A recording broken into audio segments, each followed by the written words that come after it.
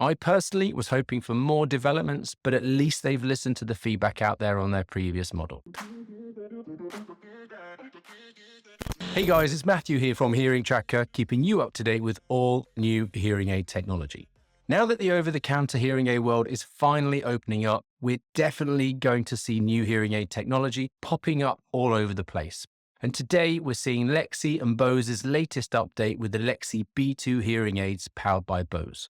If you're keen on keeping up to date with the latest news in the hearing technology world, then make sure that you subscribe to this channel, press that grey notifications bell, and you'll be updated every time we release a new video. Bose released their sound control hearing aids in the US in May 2021 with one huge, unique selling point. These were some of the first hearing tech devices that could be purchased without the need to see an audiologist for a total cost of $899.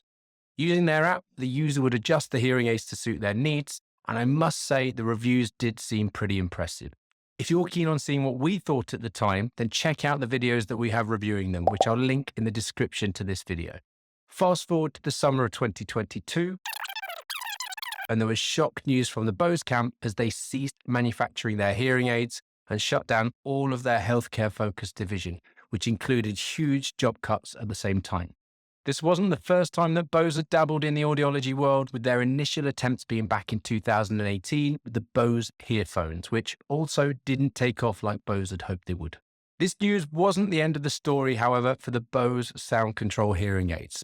Instead, they were passed over to an online company called Lexie, who are most famous for their Lexie Lumen hearing aid, which also doesn't require an audiologist to test, diagnose, verify, and fit their hearing technology. This was when we then saw the birth of the rebranded sound control to the Lexie B1 powered by Bose. And I'll add a link to them in the description to today's video. Let's say that the B1 was a good first attempt at a hearing aid from anyone outside of the big 6 hearing aid manufacturers. And as I said before, the feedback on that tech has been pretty good so far. There were a few glaringly obvious things that they didn't do, however, which I would think that anybody entering the new OTC sphere would include in a heartbeat.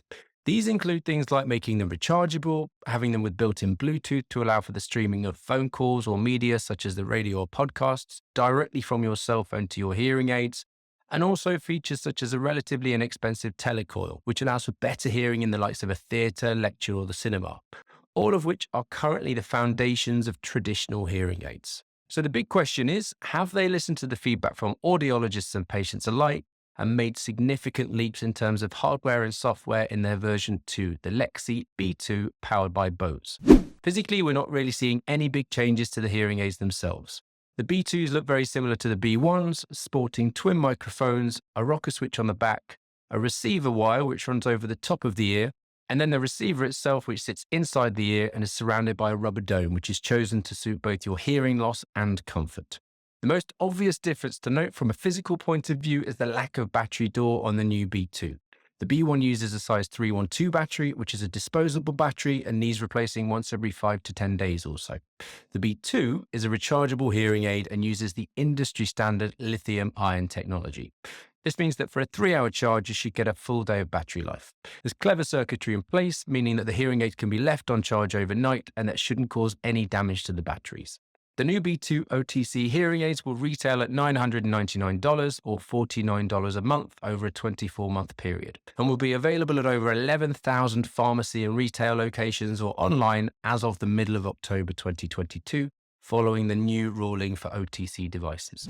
I would absolutely love to know what you guys watching think about these over and above the B1s. I personally was hoping for more developments, but at least they've listened to the feedback out there on their previous model.